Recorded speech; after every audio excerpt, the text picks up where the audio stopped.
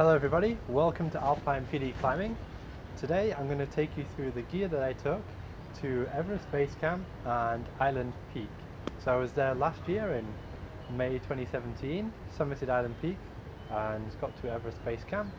So I'm just creating this video so those of you that are going on this trip can get an idea of what gear you should take with you. So we're going to break it down into two parts.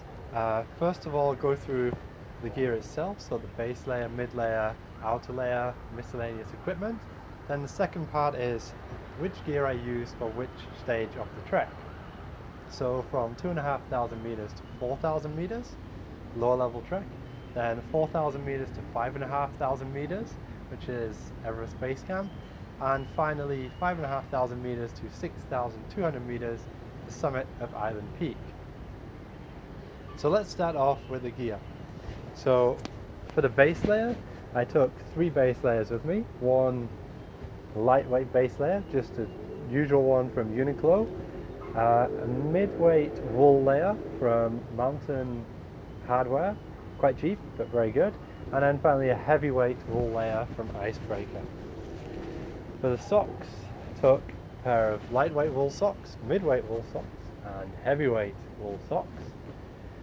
For the head, skull cap, and then also a buff.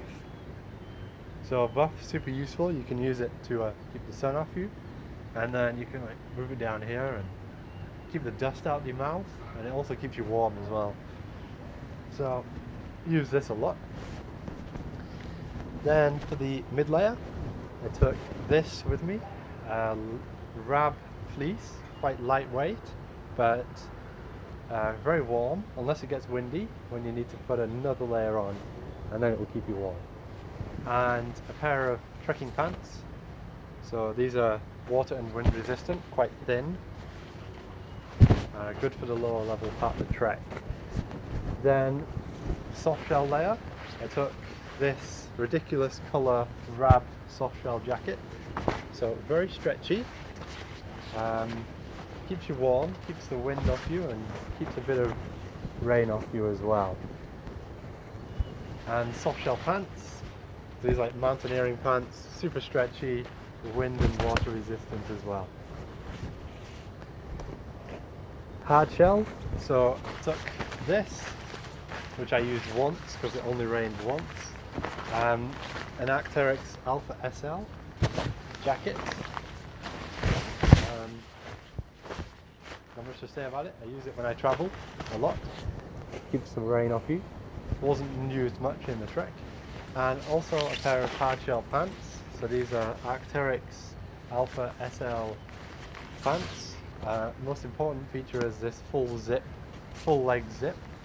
So you can put the crampons on and off while you're wearing these. And then finally the warmth layer. So Rab down jacket, super light actually. I think it's like 850 fill down, maybe 250 grams of it. Very warm piece of equipment. For the hands, a pair of generic hard shell kind of gloves from Uniqlo, and a pair of thicker gloves from Black Diamond. And for the feet, I just wore these Laowa trekking boots, good ankle support, and I think they're water resistant as well. So that's it for the clothing. Then for miscellaneous gear, a couple of water bottles. These were 750 milliliters each, more than sufficient because you always have access to water along the trail. Pair of sunglasses. The sun gets super bright when you're high altitude and it's only snow around you, so you need these. Also a towel, because you might want to have a shower before 4,000 meters, because you do sweat quite a bit, but after 4,000 meters you're not going to have a shower. I think I went 7 days total without a shower. You don't smell too bad though. And sleeping bag. So this was a Mountain Equipment Helium 800. They say it's good to -11 degrees. So I use this basically all the way from 2,500 meters to Island Peak Base Camp, which is like 5,500 meters. Um, so of course on the lower level trek, you just kind of unzip it if you get too hot. And then at Island Peak Base Camp, it was like negative 12 or something, snowing outside. I'm in a tent and just wearing a base layer in the sleeping bag was definitely warm enough. So you don't need anything bigger than this for sure.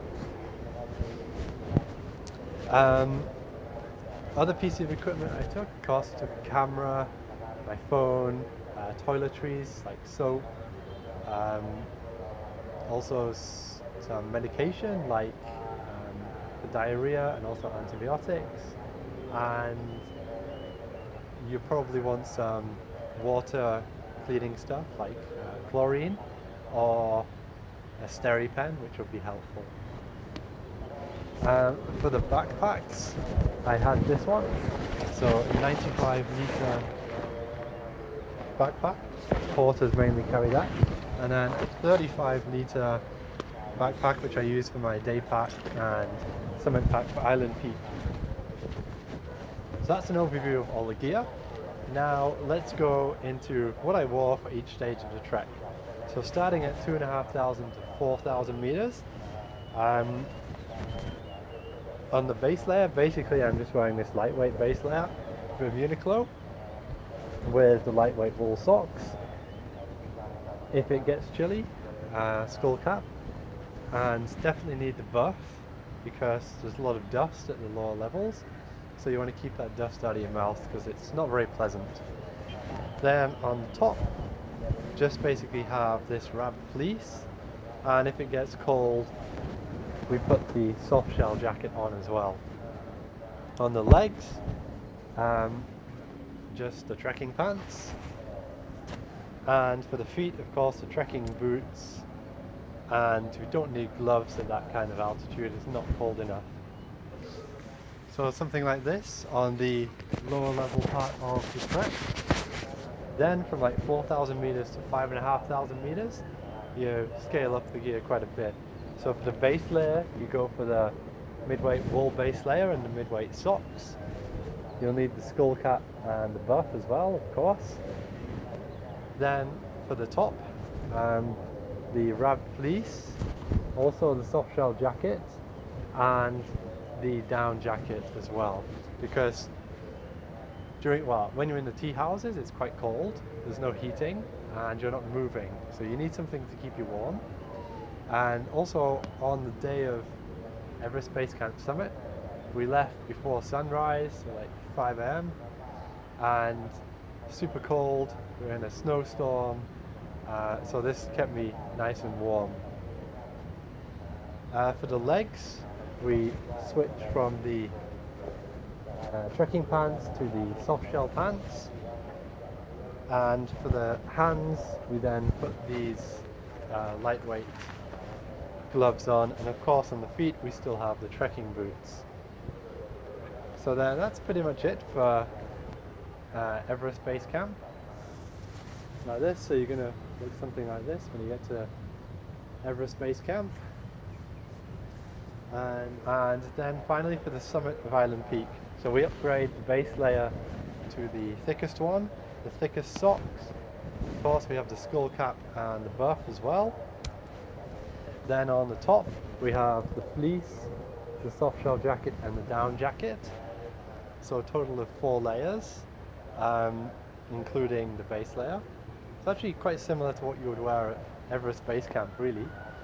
On the legs, soft shell and the hard shell pants.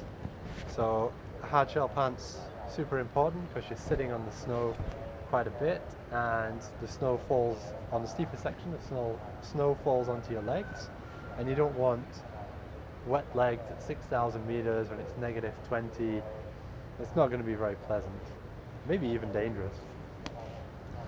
For the hands, you want to upgrade the gloves to the thick gloves.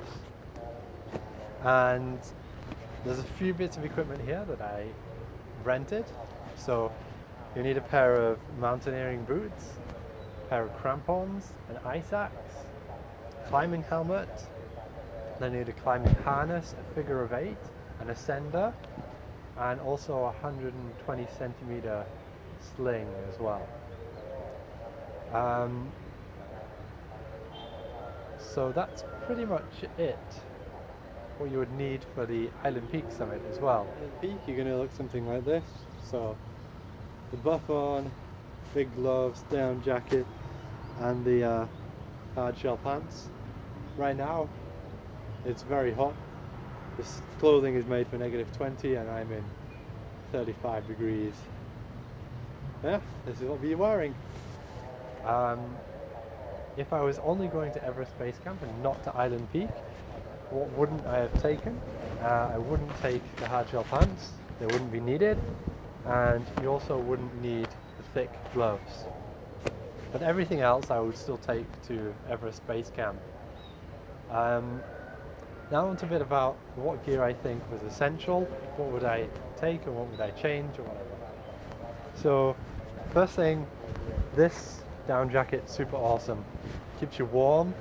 A few of the friends I went with, they rented down jackets in Kathmandu and they were a bit cold at some points, but me, I was always nice and warm. Um, Also, this was super good, the soft shell jacket. When I bought it in this ridiculous color because it was on sale, um, I didn't really know what it was for, but after I've been on the trek, it's definitely important. So, like, it's a good layering piece, right? When you're in the lower levels, you get a bit cold, you put this on, and you're nice and warm. When you're summiting Island Peak, it's a really good piece of layering equipment because if you didn't have that, you would only have the base layer, the fleece, and the down jacket. So on the ascent, you wouldn't be warm enough for sure. And then on the descent, probably those three layers, you'll be too hot. So you need to be able to take the down jacket off and still stay warm. So this would be there to keep you warm enough on the descent as well.